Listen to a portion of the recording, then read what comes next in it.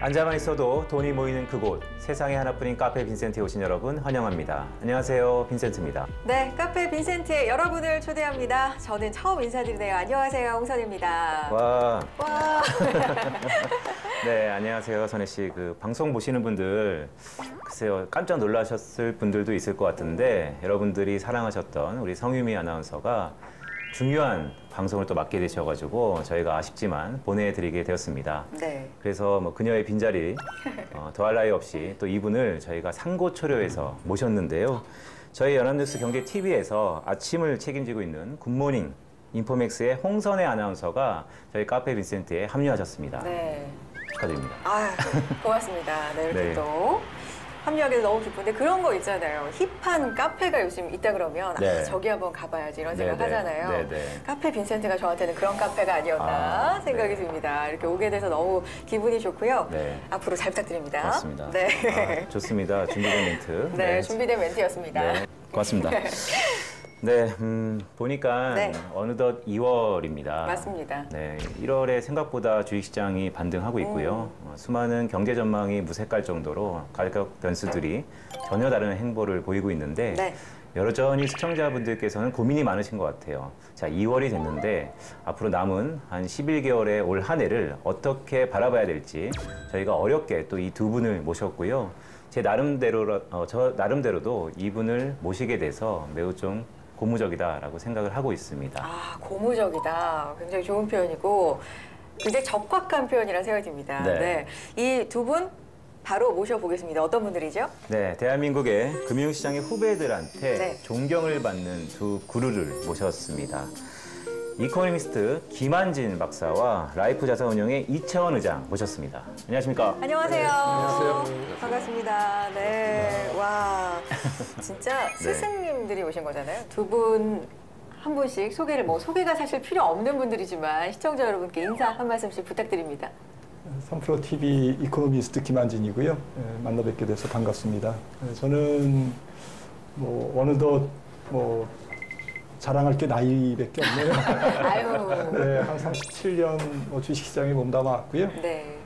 주로 애널리스트 생활을 많이 했던 것 같습니다. 네, 많은 잘못된 리포트를 양산해서 매우 이 자리를 빌어서 죄송하다는 말씀을 드립니다. 아유, 너무 겸손한 말씀을 인사로 해주셨네요. 네. 의장님도? 예, 네. 저는 라이프 자산운용에서 이사회 의장을 맡고 있고요. 저는 1988년에 한국투자증권에 이제 공채로 입사를 해서 계속 중간중간에 사명은 바뀌었어요. 원래 한신증권이었는데 동원으로 바뀌고 한국투자로 바뀌었고 저도 이제 증권에 있다가 또 운용사에 있다가 왔다 갔다 했지만은 어쨌든 만 33년 이제 한 직장을 계속 다녔었고요. 근데 마지막으로 이제 한국투자 밸류자산운용에서 대표이사직을 사임을 하고 뒤늦게 이제 와이프의 반대와 무릅쓰고 좀 더 쉬어야 된다고 이제 얘기를 했는데 후배들이 또 득달처럼 달려와서 물러나면 안 된다.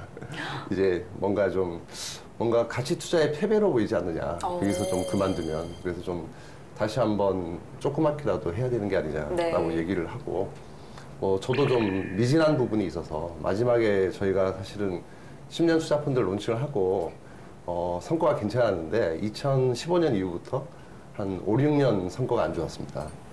그래서 마지막이 너무 아쉽고 좀 반성도 많이 하고 후회도 많이 해서 그거를 좀 어떻게 좀 많이 할 방법을 좀 새로운 좀 컨셉을 넣어서 한 단계 진화한 형태의 가치 투자를 한번 해보자. 그래서 다시 시작을 하게 됐습니다. 네. 반갑습니다. 반갑습니다. 환영합니다. 네, 이채원 의장님 말씀을 이렇게 들어보니까 네. 사실 또 다른 도전은 대단한 용기이자 또 책임감인 것 같습니다.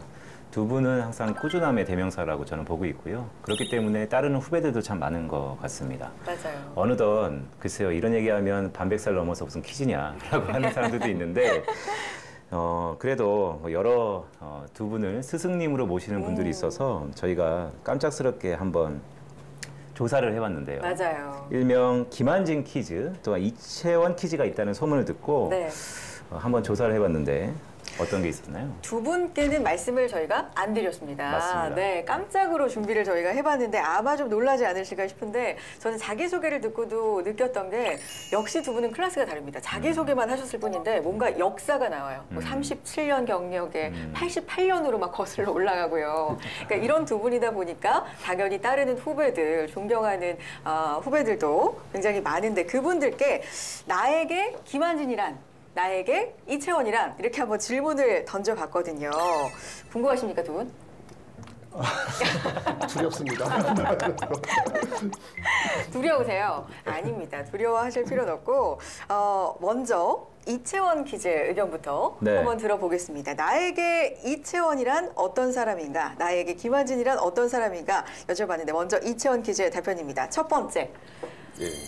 평생의 스승님이다. 오, 표정 관리가 약간 안 되시는데. 네. 그렇습니다. 두 번째, 스승님이죠. 알려진 것과 달리 굉장히 유연하시고 차트 고수이십니다. 이런 답변이 있었고요. 네. 세 번째, 투자에 있어서 가장 중요한 덕목인 인내심을 진정으로 실천하신 이 시대의 투자 현인이다. 이게 근데 익명이 아닌 거죠. 익명이 아니에요. 제가 알려드릴 거예요. 이제 누가 실명이죠. 이런 대답을 했다. 근데 좀- 실명이라서 좋게 네. 얘기하는 거 아니에요? 익명이어도 이랬을 겁니다. 근데 좀 매치가 되세요? 이 친구가 이렇게 얘기했을 것 같다. 두 번째 거는 확실히 알겠어요. 아 진짜요? 예. 스승님이죠. 굉장히 유연하시고 차트 고수이십니다. 예. 이 대답 누굴 것 같으세요? 홍진채 대표. 네. 네. 정답! 정답입니다. 어떻게 하셨어요? 평소에도 그런 말을 못해요. 평소에도. 예. 네. 그러면 이거 재밌어지는데 원래 그냥 알려드리려고 했는데 뭔가 퀴즈가 됩니다. 평생의 스승입니다. 이렇게 간단 명료하게 답한 사람은 누굴까요? 혹시 정광. 오! 맞아요? 정답! 네, 오, 맞습니다. 맞습니다. 뭔가 지금 성격이 이렇게 말을 또 길게 하는 스타일은 아니고 간략하게 얘기를 할 건데 그냥 제가 그 친구를 정말 좋아하는데요. 네. 정광호 대표도 저를 또 좋아하는 것 같고 서로 좀. 서로 간에 뭔가 소통하는 게 있어서 뭔가 느낌이 왔어요. 그냥. 오. 네. 근데 정광호 대표는 왜 라이프에 합류를 안 했을까요? 정광호 대표는요. 네. 너무 즐겁대요. 지금 하고 있는 그래요? 유튜버가 네. 너무너무 즐겁고 너무 좋아하는 일을 하고 있어서 주식을 좋아하긴 하지만은 그것보다는 본인이 좋아하는 일을 하고 싶다는 얘기를 하더라고요. 네. 그러니까요. 진정한 후배를 사랑하는 선배는 후배가 좋아하는 것을 인내심을 갖고 옆에서 바라봐 주는 것도 정말 진정한 선배가 아닌가. 언젠가는 좀 합류를 이 자리를 빌어서 좀 제의를 드리고 싶습니다. 네. 듣고 있을 것 같고요. 그러면 마지막까지도 굉장히 좀 예. 투자 현인이다 이 시대 이렇게 말한 이채원 퀴즈는 누굴까요? 아우 도저히 모르겠는데요. 진짜요? 오, 긴장이 안 가세요? 제가 힌트 드리겠습니다. 네, 힌트. 김씨입니다. 김씨? 네. 김씨. 김씨. 더 괴롭히지 않고 제가 답을 알려드리겠습니다. 한국투자신탁운용의 김기백 팀장님. 네. 그렇구나. 이렇게 예. 얘기했습니다. 이 시대의 진정한 투자 현인이시다. 네. 예. 김기백 매니저는 사실은 제자가 아니고 사손, 그러니까 아. 제자의 제자. 예. 와, 그렇게까지 가는군요. 제 수제자인 엄덕기 씨의 네. 또 완전 정통 계보를 이어받은. 와, 이게 이렇게 되는군요. 네. 제자의 제자 이렇게까지. 손자사랑. 멋집니다. 손자사랑. 네. 자, 이번에는 김한진 맞습니다. 퀴즈 한번 가볼까요? 네, 오래 기다리셨습니다. 네. 김한진 퀴즈 어떤 대답이 있었을까요? 빈센트 님이 제가 한번 한번 해볼까요? 소개를 해주실까요? 네. 이런 대답이 있었습니다. 첫 번째는 늘 겸손한 자세에서 시장을 바라볼 수 있게 만들어주신 참된 스승님. 이재선 의원님. 네. 네. 평생 존경하는 멘토이자 선배님이십니다. 박사님과 대화 1분 만에 존경심이 생겼고 더더욱 깊어지고 있습니다. 이제 1분 만에 존경심이 생겼다. 어떻게 하면 1분 만에 존경심이 생길까요? 아마 아무 말도 안 하면 생기지 않을까요? 이 부분은 유진투자증권 리서치센터 안지선 의원이 네 이렇게 얘기를 했고요. 마지막 세 번째는 이건 좀 살갑네요. 여의도 아버지. 여의도의 유재석. 와. 네, 투자 인사이트와 겸손함, 실력과 인성을 모두 갖추신 저희 뮤즈. 네. 제가 힌트를 좀 드리면 예. 안씨입니다. 아, 그러면 안진아 위원. 맞습니다. 네. 네. 안진아 위원 제가 도와드렸습니다. 김한진 키즈 분들의 답변은 글짓기 학원 맞습니다. 네, 다니신 것 같기도 하고. 네, 예. 김한진 박사님 키즈가 답변한 걸 들으니 우리 애들 글짓기 좀 공부 좀 더 시킬 걸. 내가 너무 주식 공부만 시켰나 이런 생각하실 것 같은데. 완전히 다르네요. 진짜 그쵸? 예, 결이 다릅니다. 결이 다르죠. 네. 나이 연령 차이가 나나요? 그것도 아니죠. 연령 차이 많이 납니다. 그런가요? 네. 좀 젊은 편이세요? 네, 맞습니다. 그게 있는 것 같아요. 그것도 세대 있다. 차이. 맞습니다. 그러니까 세대 차이 글쎄요. 그러니까 나이 차이가 좀 있기도 하고요. 재밌는 거는 이채원 의장님 퀴즈들은 다 남자분들이고 또 펀드 매니저. 그러니까 매 순간순간 결정을 해야 되는 포지션에 있는 분들이고 김한진 박사님의 퀴즈는 역시 멋있잖아요. 다 여성분들이에요. 네, 여성 애널리스트들이 아무래도 뮤즈라는 표현까지 쓰면서 했지 않았을까 봅니다. 존경받는 비결이 있다. 특별한 이유는 없는 것 같습니다. 그냥 아마 나이가 드니까 아마 그냥 좀 존경해 주는 게 아닌가. 뭐 존경한다기보다는 존경하려고 노력한 게 아닌가. 비결이 뭡니까? 동안의 비결이. 신박하네요. 네. 오. 저희 처남이 이제 피부미용학과 교수님이신데 노화의 원인의 거의 90% 이상이 자외선이라고 말씀하시더라고요. 저도 많이 들었어요. 햇볕을 안 보면 주름은 이제 거의 안 생긴다고. 이제 비타민 D가 좀 부족할 수도 있겠지만, 근데 제가 운전도 안 하거든요. 면허가 없어서 골프를 또 안 쳐요. 스키도 안 타거든요. 제가 햇볕을 잘 안 봅니다. 네, 제가 밤에만 다니시나요? 낮에는 좀 잠을 잤고, 예, 밤에 좀 활동을 네네. 했고 동안의 비결은 햇볕을 피하는 것. 피하는 거. 두 분이 각각의 좀 특색은 있으세요. 왜냐하면 그렇게 집중했던 분야와 관심 있던 분야가 좀 다릅니다. 그런데 한번 회고를 해볼까요? 주마등처럼. 기억에 남는 사건이 하나 정도 있었다면 가장 기억이야 뭐 최근의 기억일 수도 있는데 앞으로 투자자들한테 도움이 되는 기억이 될 만한 사건이 하나 정도 있었다라고 꼽자면 어떤 게 좀 있을까요? 30몇 년간의 지금 세월을 주마등처럼. 저는 네. 다 기억은 못하지만 저는 최근에 코로나19 팬데믹이 정말 특이했던 사례가 아닌가 싶어요. 물론 이제 가장 최근 일이 가장 기억에 많이 남아서 이제 그런 것도 있지만 뭐 IMF 시절부터 뭐 닷컴 버블 뭐 정말 주식시장은 정말 창의적인 것 같아요. 정말 계속 반복은 되지만 정말 그때마다 깜짝 놀라게 하는 그러한 스토리와 시나리오를 가지고 투자자들을 놀라게 합니다. 완전히 똑같진 않군요. 네, 근데 이번에 놀라게 한 것은 네. 정말 창의적이었어요. 왜냐하면 바이러스가 빵 와서 모든 사람들을 다 멈춰 세웠어요. 그리고 중앙은행들이 돈을 왕창 풀었어요. 그리고 금융위기가 보통은 와서 금융위기가 오기 전에 자산시장이 너무 호황을 보이거나 부채가 많이 쌓이거나 이런 상태에서 약간 뭐 자산시장의 붕괴가 먼저 오거나 아니면 사고가 터졌고 큰 사건이 터지고 그러면서 주가가 폭락하는 그러니까 금융 크라이시스가 일반적인 어쨌든 시장의 위기의 패턴이었다면 이번에는 위기는 위기지만 좀 독특한 매우 창의적인 위기가 온 거죠. 그리고 뭔가 은행이 망가지거나 이런 것도 아닌데 중앙은행들이 정말 돈을 많이 풀었어요. 지난 13, 14년간 풀린 돈의 한 3분의 1이 2년간 풀렸습니다. GDP 대비로도 그렇고 미국의 M2 광의의 통화량으로도 그렇습니다. 그러니까 이런 사례는 정말 창의적인 거죠.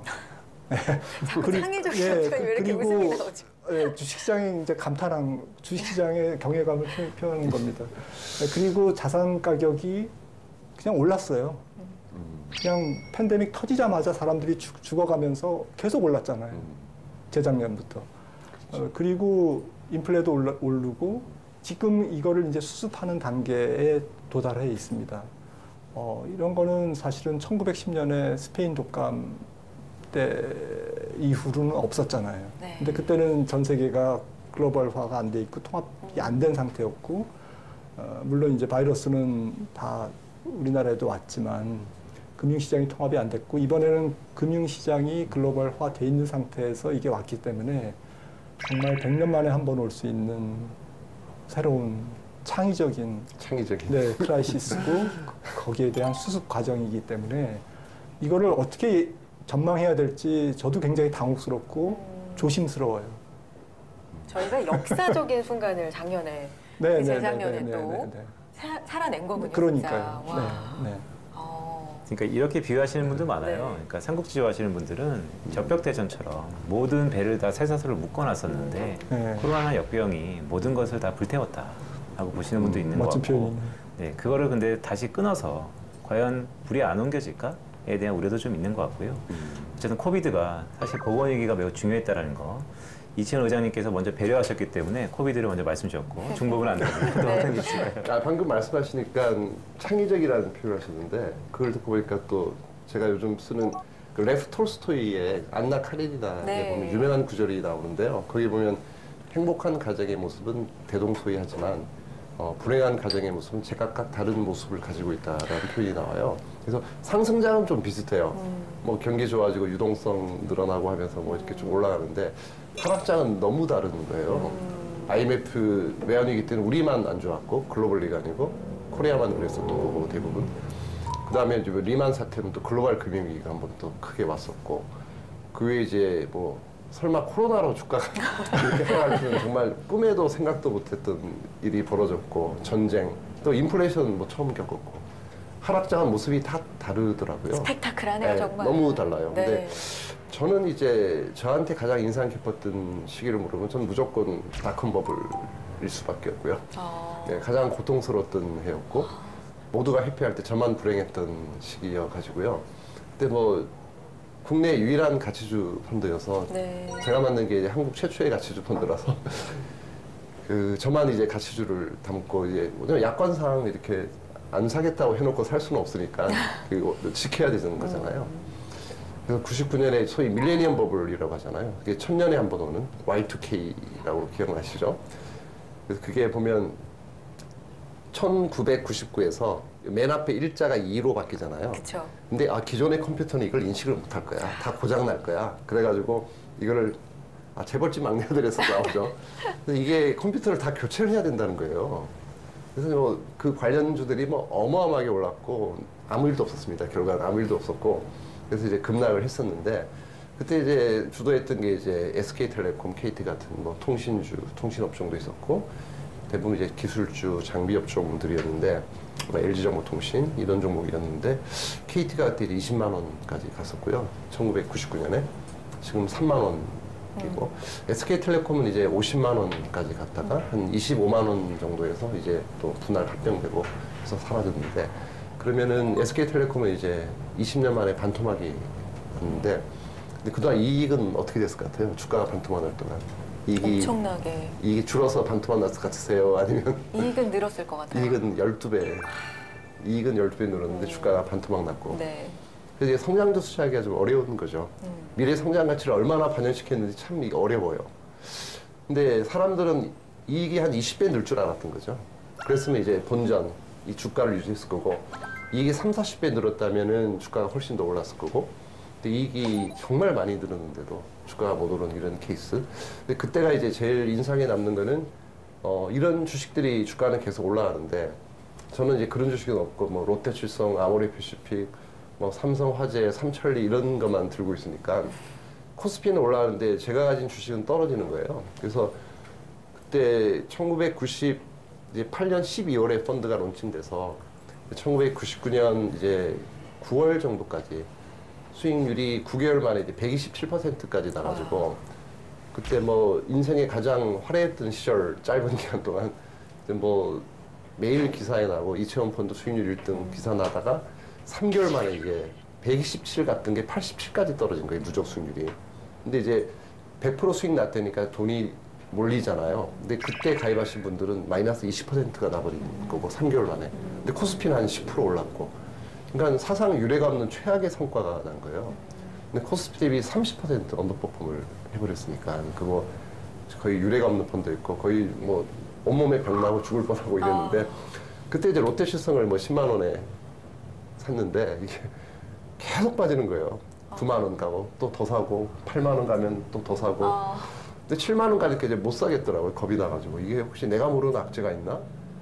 뭐 땅만 팔아도 한 3천억일 텐데 시가총액은 800억이고 이게 11,700평이 있어요. 서초동에 지금도 있습니다. 지금 뭐 상상도 초월할 가격이겠지만은 그 당시 뭐 평당 3천만 원 이랬으니까 그 정도만 해도 이제 3천억이니까 걱정 없다. 근데 회사를 또 탐방도 가고 해봐도 사상 최대 이익을 3년째 600억 나던 회사가 800억 나고 2000년에는 1000억.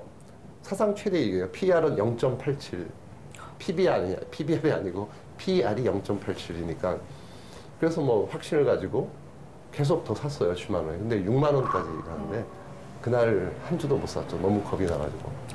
네. 주식을 바닥에 사는 거는 마치 깊은 바닷물 속에 뛰어드는 것과 똑같다고 그 혼만 문의사라는 분이 그 책에서 읽었는데 나와요. 그만큼 이제 너무 두려운 거예요. 겁이 나가지고. 정말 죽을 것 같아요. 그걸 사면. 그래서 이제 바닥에는 누구도 주식을 못 산다는 게 의미 있게 뭐 10주, 100주는 살 수 있겠지만 과연 뭐 크게 베팅을 할 수 있겠느냐 최바닥에. 이건 어렵거든요. 한 주도 못 샀어요. 근데 그날이 바닥이었고 제가 샀으면 더 떨어졌을 거예요. 제가 안 사서 정말 심리적으로 맞습니다. 정말 겁이 나서 한 주도 못 샀어요. 5만 5천 원 찍고 바로 200만 원 갔죠. 그리고 한 7, 8년에 걸쳐서. 저는 물론 30만 원이 다 팔고 제가 팔면 주가가 몇 배도 올라가지고 그래서 그때 기억을 뭐 도저히 잊을 수가 없습니다. 여러 가지 안 좋은 점, 뭐 그리고 회복한 점 합쳐서 닷컴 버블 뭐 잊을 수도 없고. 그러시겠습니다, 정말. 그런 과정을 거쳐서 작년에는 국내 롱바이어스트 주식형 사모펀드 가운데 유일하게 수익을 그렇습니다. 또, 재작년에 저희가 이제 6월 7일 날 이제 회사를 스타트해서 정말 불행히도 7월 말에 펀드가 설정이 됐어요. 첫 펀드가. 근데 7월 말 아시다시피 코스피 3,313포인트 찍은 그날 저희가 시작을 했어요. 그러다 보니까 1년 6개월 동안 얼마나 고생을 했겠습니까? 코스피가 뭐 1,몇백 포인트 빠지는데. 근데 다행히 저희가 1년 6개월 이제 결산을 해보니까 누적으로 이제 플러스 한 2% 정도로 끝났어요. 작년 말에.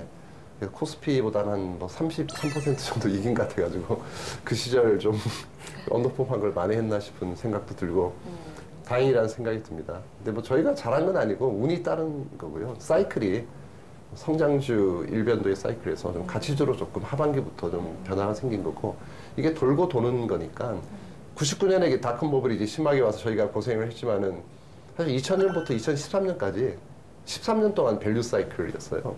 제 펀드를 다 이어보면은 1,400% 정도 수익이 났었거든요. 그동안.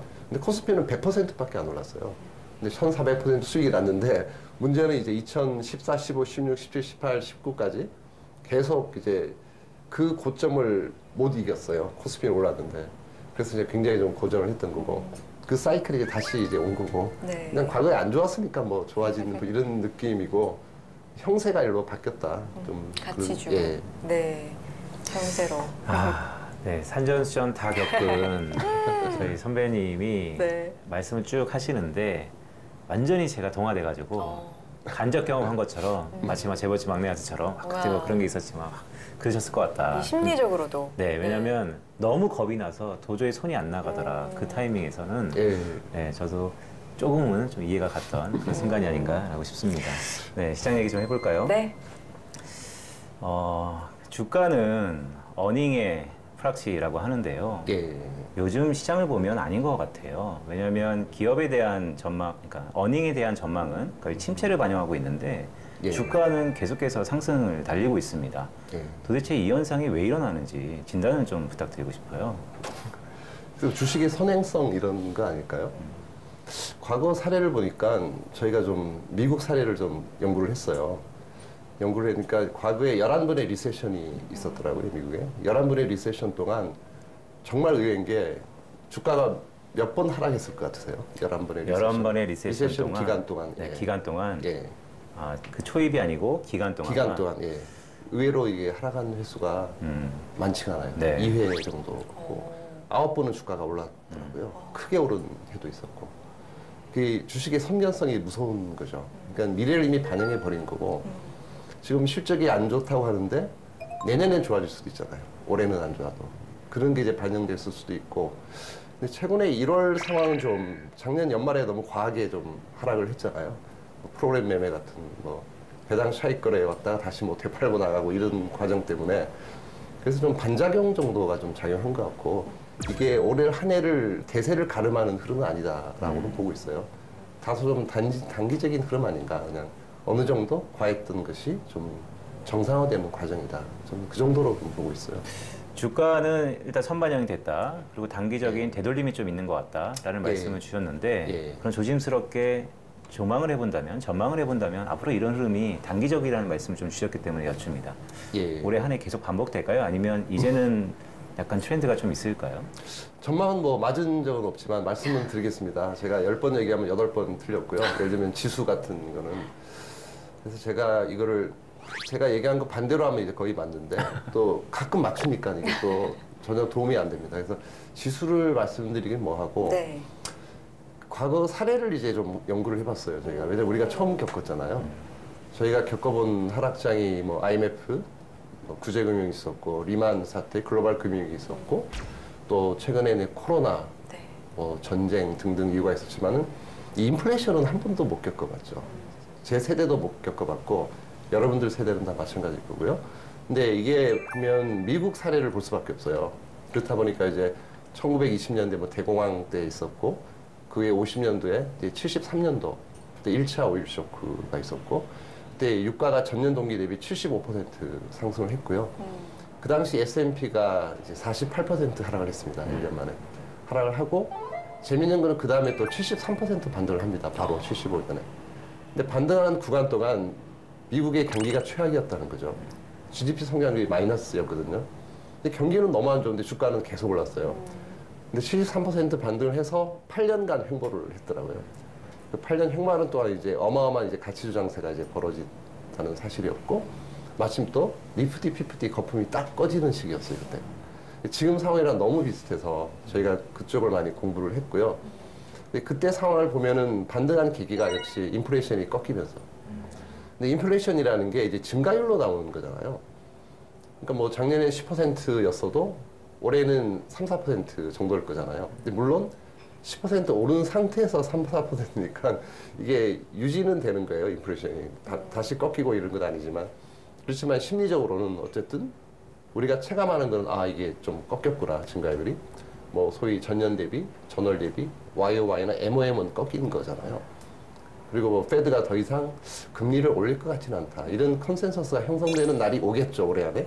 근데 그 날이 언제인지 모르겠어요. 저는 근데 과거 경험상 그때 많은 분들이 이제 상저하고를 말씀하시니까 말대로 되는 경우는 참 잘 없더라고요. 그래서 저는 오히려 상고하저로 갈 가능성이 있다. 그래서 상반기 중에 한번 반등은 하지 않을까. 상식적인 선에서 보면은 3,300에서 2,100까지 하락을 한 거잖아요. 한 1,200포인트. 최고점에서 최저점이. 보통 30에서 70% 반등을 합니다. 과거 사례를 보면.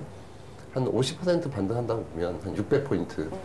이건 이제 2,700, 뭐 이런, 뭐 정확히 2,700은 아니겠지만 그 언저리에서 한번 올해 안에 한번 반등은 나올 것 같아. 하지만 펀더멘탈이 뒷받침되지 않으니 다시 반락을 할 거고 그 반락은 뭐 적정 수준, 뭐 2,500, 600 정도에서 멈추면서 그 다음에 이제 뭐 한 의외로 한 3년, 5년 좀 횡보장이 갈 수도 있다. 이런 생각을 하고 있습니다.